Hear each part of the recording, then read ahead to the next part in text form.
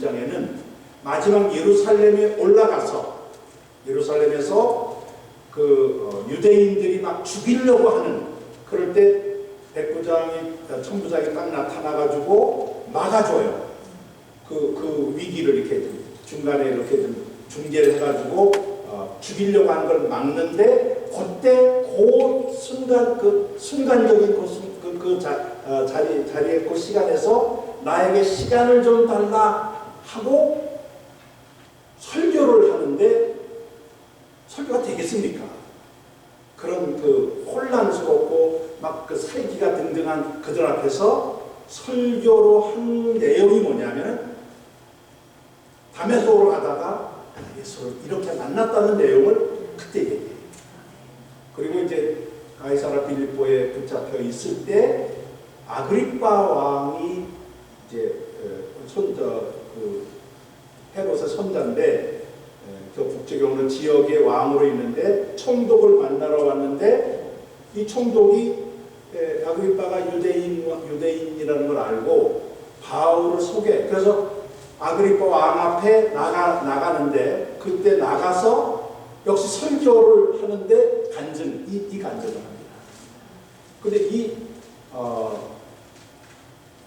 예루살렘에 가서 2차례 이야기한 내용이 사도행전에 그대로 기록되어 있는데 그때가 9장보다 더 디테일하고 생생해요.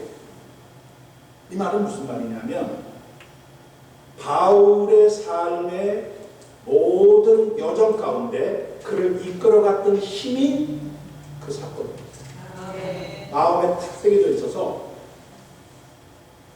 그 마지막 가서 아그리빠 왕 앞에서 이야기한 게 훨씬 더 디테일하게 자세하게 질문을 합니다. 이 말은 그의 삶을 이끌어갔던 힘이 바로 그거다. 요셉의 꿈과 바울의 다메섹에서의 이 경험은 같은 종류의 하나님이 주신 비전, 하나님이 주신 그의 삶을 이끌어가는 원동력으로서의 그런 경험들입니다. 꿈도 그냥 하루 지나면 없어지는 꿈 있잖아요. 소위 말하는 개꿈이라고 하는 거. 그런 게 아니에요. 한번 탁 박히면은 평생 가는 꿈. 이게 그런 꿈입니다. 우리에게 하나님께서는 그런 꿈, 비전을 주시는데 참 생명의 신앙은 비전으로 사는 것이에요. 이거를 잠언서에서는 묵시가 없으면 백성은 밤자에 행한다. 여기에 묵시는 비전을 말합니다. 하나님의 말씀이라고 번역할 수도 있고 하나님의 말씀이 비전이에요. 비전 속에 하나님 말씀이 있고 말씀 속에 비전이 있는 것이죠. 그래서 우리가 하나님의 말씀이 없으면 방자에 행한다는 그 말씀처럼 우리가 이 비전이 없으면 살아가는 능력 자체를 상실하는 거예요. 여러분들에게 그런 생생한 비전이 있으시길 바라요. 잘 기억해 보면 여러분들에게 있습니다. 저는 45년 전 미군 부대에서의 저를 부르셨던 그 사건, 그리고 이스라엘을 갈 때 저를 인도해 주셨던 그 사건, 또 하나 있다면은 이스라엘에 가서 5개월 만에 계약이 파기돼요. 근데 저는 그 5개월 동안에 열심히 히브리어를 배웠습니다. 원래는 히브리어를 공부하러 갔기 때문에. 그런데 저희 집사람은 이제 그 계약이 파기되면서 조금 혼란스러웠던 것 같아요. 그래서 저한테 히브리어를 배운 다음에 미국으로 와서 학위 공부를 하기로 계획을 세웠었거든요. 그러니까 혹시 이렇게 중간에 파기된 거는 미국 일찍 가라고 하는 사인이 아니냐 그러더라고요. 그래서 저도 가만히 생각하니까 그럴 수 있겠다. 내가 지금 한 5개월 히브리어 배웠으니까 기초적인 것 열심히 이제 매일 가서 공부하는 거니까 어느 정도 했거든요. 그래? 그러면 미국 가는 것도 괜찮겠다. 그래서 이제 미국 가는 거를 추진을 했어요. 미국 대사관에 가서 비자 신청을 했더니 덜커덕 나왔어. 그래서 모르겠어요. 나왔어요. 그런데 이제 저희 집 사람의 고모부가 LA에 사셨는데 일단 우리 짐을 붙이자고 그러더라고요. 이게 나왔습니까? 그래서 붙였어요. 가뿐하게 이제 하기 위해서. 그리고 우리는 3개월을 이스라엘 그 모샤브에 가서 체험을 하자. 3개월 체험을 하는 것으로 모샤브에 발런티어로 들어간 거예요. 우리 가족이. 그런데 그 모샤브는 이제 기부차가 달라가지고 개인 집이거든요. 근데 그 동양 사람을 좋아하는 부부가, 아이가 없는, 자녀가 없는 부부가, 노부부가 그 당시에 60세였는데 저희들을 이제 그 3개월 동안 와 있도록 해서 거기 가고, 저는 미국에 있는 3개의 학교에다가 어플리케이션을 보낸 거예요. 그래서 거기서 답이 오면 이제 3개월 안에 답이 올 거라고 이제 보고 3개월을 그렇게 정하고 이제 있었던 거죠. 뭐 부담이 없는 거예요. 짐도 없지. 짐도 안 붙였으니까. 비자도 받았지. 그러니까 이제 그쪽에서 연락 오면 이제 그 가면 되겠다 하고 이제 그렇게 준비를 하고 있었는데, 거기에 가서 3개월을 있는 동안에 하나님의 터치가 오기 시작했어요. 그게 뭐냐면 이스라엘에서 공부하는 것이 어떠냐 하는 하나님의 터치였어요. 너무 그게 저한테는 리얼해가지고 저희 저한테 얘기를 딱 꺼냈어요. 이스라엘에서 공부하는 것이 어떨까 모르겠다 그랬더니 정신이 있냐고. 짐 다 붙였고 지금 모든 거 다 준비해서 이제는 갈 준비하고 그 가기 전에 이스라엘 체험하러 들어왔는데 여기서 공부하겠다는 말이 되냐고. 제가 생각해도 말이 안 되더라고요. 그래서 접었어요. 그런데 또 일주일 정도 지난 뒤에 또 오는 거예요. 그런 도전이. 그래서 얘기를 또 꺼냈죠. 그랬더니 똑같은 반응이야. 말 되느냐고. 말을 안 된다고. 근데 그렇게 끝났으면 되는데 여기도 셋이네. 세 번째 온 거예요. 그래서 그때도 이제 제가 너무 강력하니까, 그런 터치가 강력하니까 제가 얘기할 수밖에 없고, 그런데 저희 사람이 세 번째 얘기하니까 본인도 좀 미안한가 봐요. 그러면 한번 알아는 보자 그러더라고요. 그게 이제 나사렛 근처에 있는 모샤브인데 북쪽에 있는 거예요. 그래서 이제 합의가 된 거죠. 알아는 보자. 그래서 히브리 대학에 제가 이제 뭐 이렇게 알아보니까 교수를 이제 소개를 받아서 그분을 약속을 하고 간 거예요. 저는 이스라엘 공부할 생각이 전혀 없었기 때문에 뭐 그 생각을 안 해본 건데 갑자기 이제 바뀐 거죠. 그래서 갔는데 그날 그분을 만나고 나서 그날 모든 게 결정이 됐어요. 이 허가와 이제 그 박사과정의 프로베셔너로, 이제 한국에서 공부한 거 가지고는 부족하기 때문에 프로베셔너, 그러니까 이제 보충한다고 그러죠. 프로베셔너 코스로 들어와서 박사과정에 들어오고 하여튼 모든 거, 지도교수가 누구고 이런 거가 그날 다 결정이 되는 거예요. 그래서 갔다가 알아보러 갔다가 결정하고 온 거예요. 그러니까 저희 사람도 다 포기를 한 거죠. 나중에 정신 차리고 보니까 맨정신이었으면 안 했을 거예요. 이게 모르고 히브리 대학에 그냥 저는 그런 타치가 있으면 가서 한 건데 이게 제대로 제가 알았더라면 안 했을 거예요.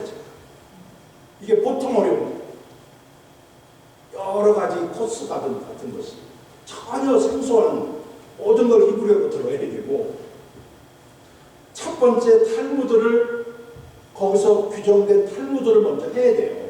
이게 탈무드 이야기 책 탈무드 같은 건 읽은 적이 있는데 이게 전혀 다른 하여튼 뭐 그런 과정을 거쳐서 공부를 하게 됐는데 저는 지나고 나서 지금 와서 생각해보면 지금의 이 시점을 지금의 이 상황을 놓고 보면 하나님의 강력한 개입이셨다. 그러니까 그 공부하는 동안에 힘든 과정이 있었지만 그렇게 저를 몰고 갔던 하나님의 터치가 저를 안정적으로 거기에서 공부하게 한 힘이었다. 일종의 같은 성격의 뭐 똑같은 형태는 아니라도 같은 유의 하나님 주신 비전이다. 그렇게 생각을 합니다. 여러분들에게 하나님께서 그런 이런저런 종류의 여러분을 이끌어갈 사건들이 있을 거예요. 그거를 사잔시키지 마시고 이렇게 들춰내서 잘 가꾸시기 바랍니다. 그래서 때로는 구원받은 거듭난 날 그날을 또 다른 생일처럼 기념하는 것도 한 방법일 수 있고요. 그런 거 있잖아요. 내 생일이 육신의 생일이라면 겉사람 생일이라면 내 속사람 생일은 이날이다. 뭐 그런 것도 하나의 방법일 수 있습니다. 요셉은 꿈꾸는 자이면서 꿈을 해석하는 자였어요. 그래서 그것이 요셉으로 하여금 고난을 견디게 하고 고난을 딛고 서서 총리로 나서는 일에 하나님의 힘이 됐습니다. 여러분들에게도 하나님께서 주시는 각자에게 주시는 은사가 있고 그 다양한 은사를 잘 활용하시면 그게 바로 샘 곁에 심기운 나무가 될 수 있겠다. 왜냐하면 카리스마 은사는 기쁨이라고 했잖아요. 샘은 기쁨입니다.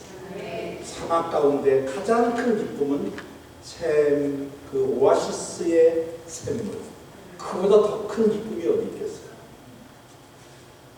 꿈꾸는 자 요셉, 그에게는 그 샘 곁이 그가 꿈꾼 하나님 주신 비전이었다. 그것이 그를 이끌어가게 한 것입니다. 세 번째, 이거는 어디에서 왔는지 모르는데 가나안의 비전이 있었어요. 저는 이 가나안의 비전을 요셉과 관련된 성경에서는 발견하기가 어렵습니다. 그래서 제가 유추를 한 건데 아브라함으로부터 시작되는 가문의 전통 아닐까 하는 것입니다. 성경은 대대로란 말이 너무 많이 나와요. 대대로 지켜라. 대대로 이 명령을 잊지 말아라. 대대로가 혼자 하지 말라는 거예요. 자녀들에게 가르쳐서 계승하라. 성경은 기본이 3대. 왜냐하면 3대가 한 패밀리거든요. 대가족이기 때문에. 그런데 이 대대로라고 하는 거는 패밀리 3대를 넘어가는 거예요. 그래서 4대, 5대 이렇게 가는 건데 이 가나안의 비전, 확신과 비전은 아브라함에게 주신 약속, 그거를 이삭, 야곱 이어져 오는 신앙 전통, 가문의 신앙 전통에서 그가 물려받은 것이라고 저는 봅니다. 그런데 다른 사람들은 그거를 하찮게 여겼는데 요셉은 꽂힌 거예요. 그런 점에서 요셉은 영적으로 감각이 뛰어난 사람이다 라고 볼 수 있겠습니다. 요셉의 애굽으로 팔려가게 한 것은 큰 민족을 이루기 위한 하나님의 전략이었죠. 왜냐하면 가나안 땅에서는 더 이상 야곱의 가족이 늘어날 수가 없어요. 여건상. 그러니까 애굽에 내려가서 고센 땅은 나일강 마지막 델타 지역의 가장 기름진 땅, 그 넓은 땅인데 고센 땅에 정착함으로 430년을 지나면서 장정만 60만이 되는, 그래서 전체 인구가 한 200만이라고 추정할 수 있는 큰 민족으로 성장하게 됩니다. 이게 이제 요셉이 애굽으로 팔려가게 된 그 하나님께서 그렇게 하신 이유인데, 애굽의 총리가 된 요셉은 가족들을 정식으로 초청해서 고센 땅에 정착을 하게 합니다. 그리고 요셉이 죽습니다. 죄송하게도 일찍 죽어요. 110세에 죽습니다. 성경이 구체적으로 얘기하지 않지만 정황으로 봤을 때 형들보다 먼저 죽어요. 오래 사는 거가 장수의 복인데, 그런데 요셉은 장수의 복은 아니, 형들보다 더 오래 살지 못해요. 왜 그랬을까? 하나님의 뜻을 이루기 위해서입니다. 성경은 마지막 유언을 남기는데 그 유언을 남기는 대상이 형들이에요. 근데 이 형들이 나중에는 12지파의 수장이 되는 거예요. 만약에 형들이 다 죽고 조카들이 남았었다 그러면은 이 유언을 해봐야 그 밑에 사람들에게 하는 거예요. 그러니까 형들이 살아있을 때 그 형에게 유언을 했다는 것은 12지파의 수장들에게 했다는 것입니다. 얘기가 달라지는 거죠. 그 일을 위해서 하나님은 요셉을 일찍 데려갈 수 있겠다. 제가 이 설교, 요 비슷한 요셉의 이 죽음에 대한 설교를 한국에서 어디가 설교를 했는데, 설교 끝난 다음에 누가 쭉 왔어요. 부부가. 좀 만나자고요. 왜 그러냐 했더니, 오늘 설교 듣고 제가 이 영적으로 뭉쳐있었던 게 확 풀렸다고 그러더라고요. 그래서 무슨 내용입니까? 하고 물었더니 그 교회 목사님이 선교지에서 돌아가신 거예요. 선교를 열심히 하다가 선교지에서 돌아가신 거예요. 이 부분은 이해가 안 돼요. 아니, 저렇게 선교를 열심히 하는 목사님이 왜 죽느냐는 거예요. 왜? 그래서 그것 때문에 다 영적으로 막혀 있었다는 거예요. 이 설교를 들으니까 죽음이라고 하는 거는, 거룩한 죽음은 하나님께서 목적이 있기 때문이라는 그 얘기에 확 풀렸다. 우리는 오래 사느냐 일찍 죽느냐가 중요한 게 아니라 그 죽음이 하나님의 뜻을 이루는 것이냐가 더 중요한 것입니다. 여러분들이 오래 사시는 거는 축복이 분명한데 하나님의 뜻을 이루는 오래 삶이 돼야지, 하나님의 뜻과 상관없는 오래 산, 하나님께서 우리를 오래 살게 한 이유는 다 있어요. 그런데 그거를 놓칠 수 있는 거죠. 내가 왜 사는지를. 요셉은 그 일을 위해서, 마지막 유언을 위해서 형들보다 일찍 죽는다는 거예요. 그래서 요셉이 일찍 죽는 것은 하나님의 뜻을 이루기 위한 하나님의 전략이었다 하는 것입니다. 여러분들이 오래 살기를 바래요. 그러나 오래 사는데 하나님의 뜻이 오래 사는 만큼 유지가 돼야 돼요. 그거 상관없이 오래 사는 거는 사는 이유가 있어야 돼요. 죽는 이유도 있어야 돼요. 두 번 유언을 남겨요. 두 차례요. 24절, 25절인데 24절입니다. 50장. 요셉이 그의 형제들에게 이르되 나는 죽을 것이나 하나님은 당신들을 돌보시고 당신들을 이 땅에서 인도하여 내사 아브라함과 이삭과 야곱에게 맹세하신 땅에 이르게 하실 것입니다. 여기에 당신들을 돌보신다는 이 파카드라고 하는 히브리어는 방문하여 보살핀다는 뜻이고, 이게 출애굽 구원의 근거예요. 하나님이 돌보시는 거예요. 하나님께서 이스라엘 백성들이 억압을 받을 때 하나님께 그냥 고통스러워 호소를 하거든요. 기도로. 그때 하나님께서 방문하셔서 돌보시는데 그게 모세를 통해서 돌보시는 거예요. 그러니까 모세는 하나님의 파카드로 온 거예요. 그래서 이 출애굽하여 아브라함, 이삭, 야곱에게 맹세하신 가나안 땅에 이르게 하실 것이다. 출애굽의 비전이고 가나안의 비전이에요. 그러니까 애굽이 아무리 좋아도 가나안이 본향이라는, 가나안이 우리가 살 진짜 땅이라고 하는 이거를 형들에게 알려주는 거예요. 유언을 하는 거예요. 두 번째 유언은 25절. 요셉이 또 이스라엘 자손에게 맹세시켜 이르기를 하나님이 반드시 당신들을 돌보리니, 출애굽을 시킨다는 것이고, 당신들은 여기에서 출애굽할 때 내 유고를 메고 올라가겠다고 맹세하라. 첫 번째는 출애굽이 있다는 미래의 그 사건을 예언한 것이고, 하나님이 출애굽시킨다. 그래서 가나안 땅으로 돌아가게 하신다. 두 번째는 그때의 내 유고를 가져가 달라 하는 것입니다. 하나는 출애굽의 큰 역사에 대한 이야기라면, 두 번째 이야기는 개인적인 부탁이에요. 개인적인 부탁.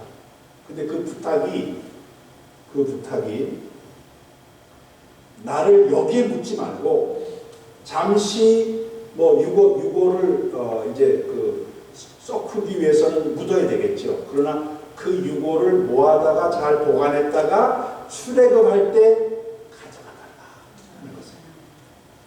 출애굽기 13장 19절에 보면 모세가 출애굽할 때 요셉의 유고를 가지고 애굽을 떠납니다. 그리고 여호수아 24장 32절에 보면 가나안 땅을 정복하고 12지파에게 다 분배해줘서 가나안 정복이 완결된 뒤에 요셉의 유고를 세겜에 장사됩니다. 그 무덤이 지금 세겜에 있어요. 방문할 수 있습니다. 지금은 세겜을 나블러스라고 하는 아랍 도시가 됐는데,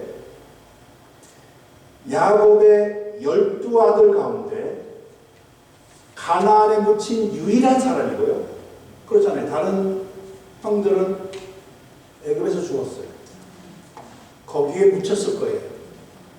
아무도 모릅니다. 어디에 있는지. 어디입니까? 근데 요셉은 가나안에 와서 가나안에 묻혔고 3,500년이 지난 지금 그의 무덤을 방문할 수 있어요. 이게 하나님의 축복이죠. 저는 이 요셉을 이렇게 표현합니다. 출애굽의 비전을 갖고 살다 보니까 그는 죽어서 출애굽을 경험합니다. 함께 다니는 거예요. 출애굽에 유고를 가지고 다녔을 테니까. 그런데 그 요셉은 죽어서 출애굽뿐만 아니라 가나안 정복까지 경험을 해요. 글쎄 모르겠어요. 유골 속에 요셉이 그거를 알았을지 해석입니다.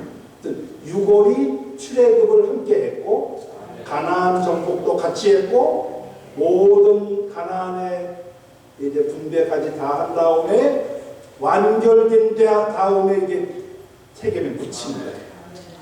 들어가자마자 묻었으면 가나안 정복 경험 못 하는데 그거죠. 놀라운 축복이 아닐 수 없습니다. 자, 여기에서 우리가 하나 주목할 게 있습니다. 요셉은 당대 최고 강대국이었던 문명국이었고 정치, 경제, 군사 대국의 미국보다 더 큰 나라일 수 있어요. 거기에 총리예요. 그런데 그는 정치적인 위치뿐만 아니라 종교적 후원까지 받고 있었어요. 정치와 종교는 그 나라를 떠받치는 양대 세력입니다. 총리라고 하는 정치적인 위치하고 보디베라라고 하는 제사장, 온 지역의 제사장, 이 온 지역이 종교의 중심지입니다. 지금 헬리오폴리스라고, 헬라어는 헬리오폴리스라고 하는 곳인데 거기가 애굽 종교의 총본사네요. 거기에 제사장, 최고 책임자 보디베라의 사위예요. 그러니까 정치와 종교의 두 힘을 한꺼번에 받고 있는 사람이에요. 어떻게 보면 바로보다 더 큰 힘을 가지고 있는 사람인지 모르겠어요. 근데 이 보디베라의 딸 아스나가 결혼하는데 누가 주선을 하느냐 하면, 누가 중매를 쓰느냐 하면 바로가 서요. 바로가 보디베라에게 이런 사람이 있는데 딸과 결혼을 시키시오. 반강제겠죠. 바로가 최고 권력자인데 제사장한테 당신 딸 여기 요셉한테 결혼시키세요. 제가 이 주제를 놓고 나름대로 분석한 거에 의하면 왜 바로가 보디베라에게 결혼을 주선했을까? 제가 내린 결론은 신분 세탁론입니다.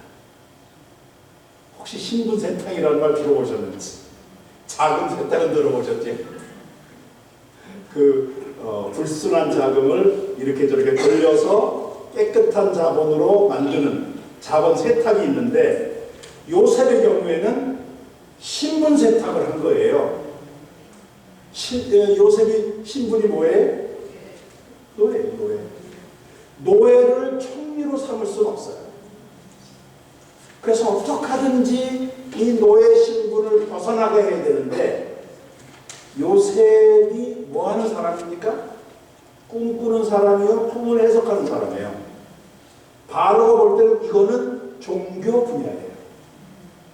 정치 분야가 아니에요. 종교 분야.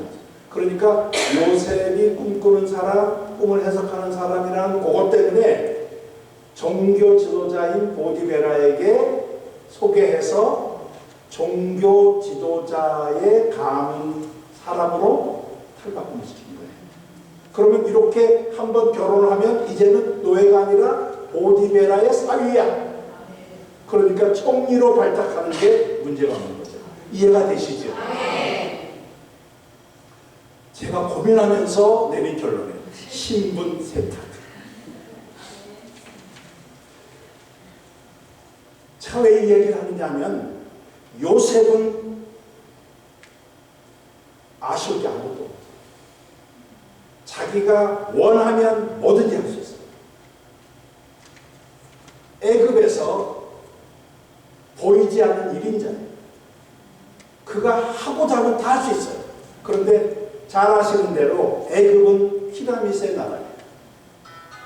장례 문화가 다른 어떤 나라보다도 발전될 뿐 아니라 고급화된 나라예요. 지금에 와서는 그 피라미드를 어떻게 지었는가 세계 미스테리 중에 하나로 꼽히고 있을 정도로 장례 문화가 아주 지나칠 정도로 발전된 나라입니다.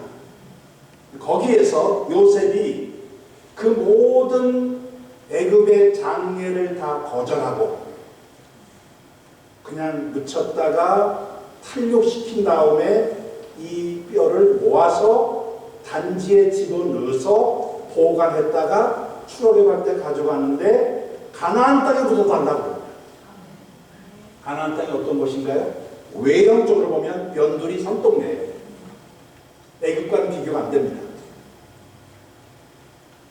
요셉이 이런 자기 유고를 가져가 달라고 하는 이 부탁 속에는 애굽의 세속주의에 물들지 않았다는 것입니다.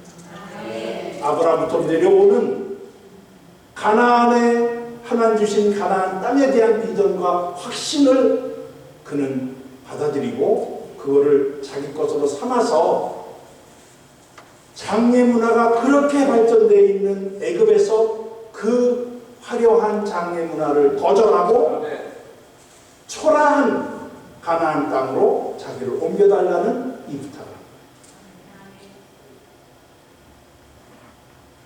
저는 이러한 요셉의 자세가 너무너무 중요하다고 생각합니다. 요즘 우리 한국교회가 너무 세속화돼가지고 큰일 났다고 얘기하지 않습니까? 가나안 땅은 하나님 나라의 모습입니다. 예표와 같은 거예요. 우리가 이 땅에서 얼마나 잘 사느냐 하는 것, 그것도 중요하겠죠.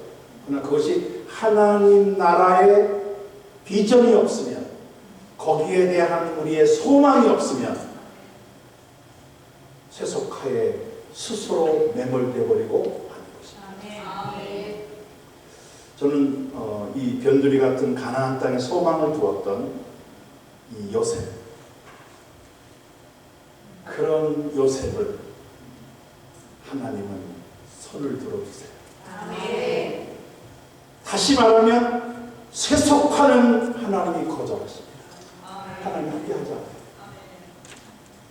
우리가 이 땅에서 얼마나 잘 살겠느냐 하는 것, 하나님의 관심 받기라는 기억하세요. 그것을 가나안으로 연결시켜야 하나님이 관심 가지십니다. 요셉은 이 보잘것없는 가나안을 향한 그의 비전, 확신이 하나님이 그의 편에 서게 하는, 그래서 그가 다른 가족들은 다 애굽에서 그렇게 저렇게 죽고 말았는데 유일하게 가나안에 묻히는, 지금까지 그 무덤이 존재하는 이 영광을 누리게 된 것입니다.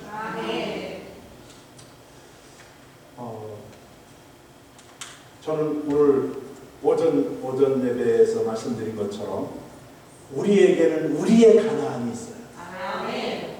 그 가나안이 때로는 변두리처럼 느껴지는 정말 허름해 보이는 것일 수 있어요.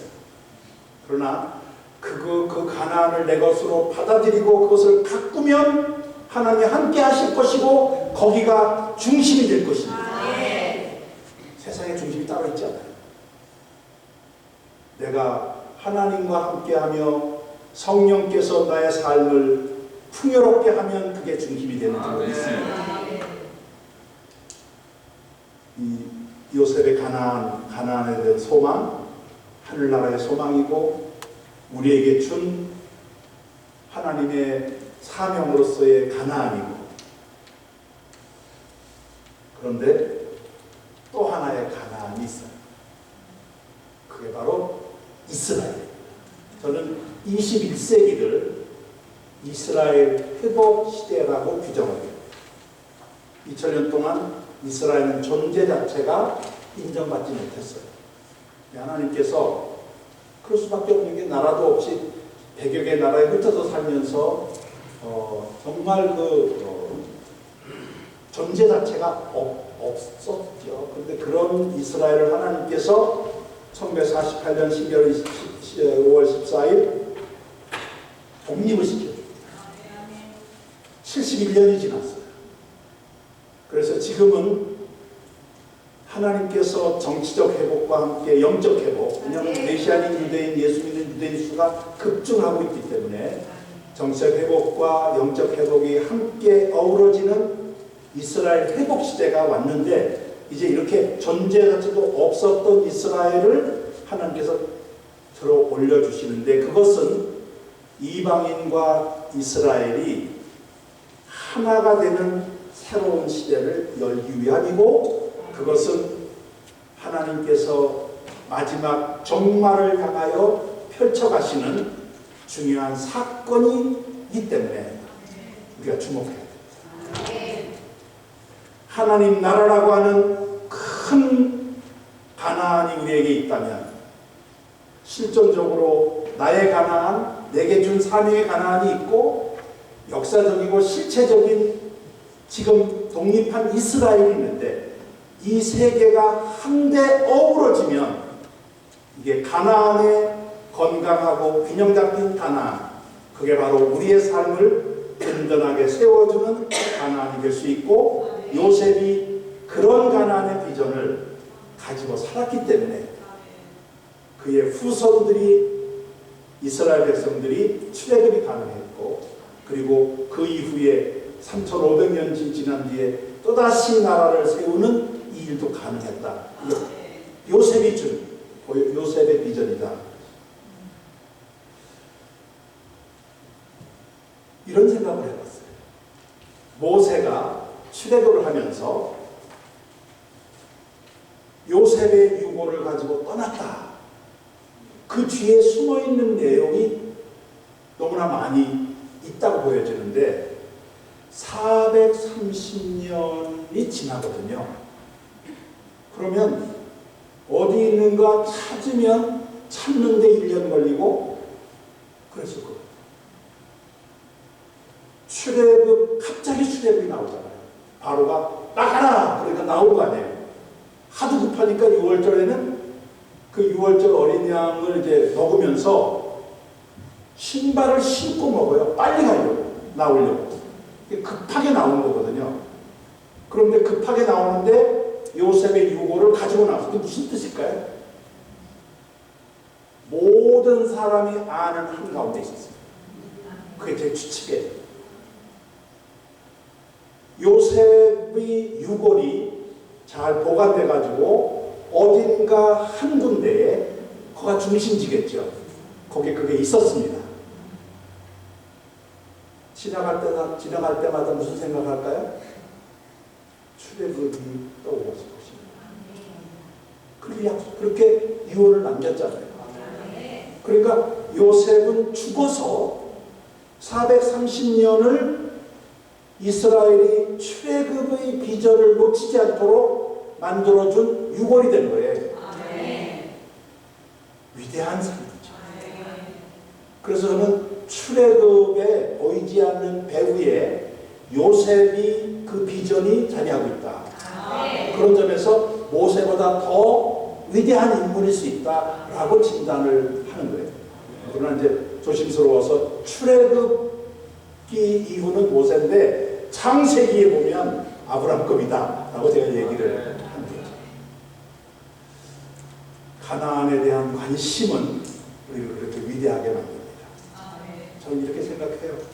하나님 뜻에만 서면 하나님은 우리를 중심의 인물로 하나님 사역의 위대한 영웅으로 만들 수 있다. 그 장본인이 요셉입니다. 요셉은 담당하는 무성한 가지인데 그게 고난을 통해서 나온 결실입니다. 그런데 그 고난을 극복할 수 있었던 것은 하나님과 동행했고 그리고 하나님 주신 꿈을 가슴에 안고 살았고 조상으로부터 물려오는 내려오는 가나안의 확신과 비전으로 살입니다. 우리에게 답이 분명하죠. 이 축복이 담당을 넘는 무성한 가지의 축복이 여러분과 함께 하시고 주의로 축원드립니다. 기도하겠습니다. 은혜가 풍성하신 하나님 아버지, 우리의 속사람이 날로 새로워진다는 이 복음의 말씀, 축복의 말씀 우리가 출발하며 마음에 새겼습니다. 이제는 그렇게 살아가는 우리들이 요셉처럼 담장을 넘는 무성한 가지로 성장할 수밖에 없다는 것도 확신을 합니다. 우리 남은 생애가 이런 날마다 말씀 따라 새로워지는 삶을 살면서 담장을 넘는 무성한 가지 이 시대의 중심을 이루는 민족으로 그런 하나님의 영들로 또 그런 사람들이 모인 교회로 이 시대를 선도하는 우리 모두가 되게 하여 주시옵소서. 우리 모두가 다 작은 요셉들이 되어서 21세기를 하나님 나라의 하나님의 소망과 또 우리에게 준 하나님의 사명과 또 21세기를 펼쳐나가는 이스라엘이라는 실체로서의 가나안을 우리가 균형 있게 유지하며 이 시대를 살아갈 수 있게 하여 주시옵소서. 하늘나라 가는 그날까지, 주 앞에 서는 그날까지 이 신앙의 전열을, 이 다짐을 우리가 놓치지 않는 하나님의 사람들로 세워 주시옵소서. 예수님의 이름으로 기도하옵나이다. 할렐루야.